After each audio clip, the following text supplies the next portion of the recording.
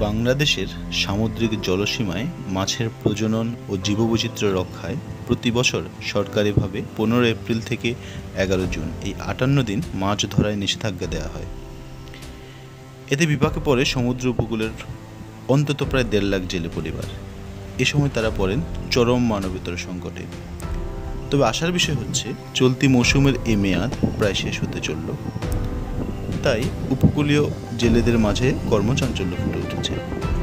পরিবারের মুখে হাসি ফোটানোর উদ্দেশ্যে তারা প্রস্তুতি নিচ্ছেন সমুদ্রের বুকে আবার ভেসে পড়ার। তাই তো জেলেরা এখন পুরাতন জাল এবং নৌকা সারাই করে কর্মব্যস্ত দিন পার করছে।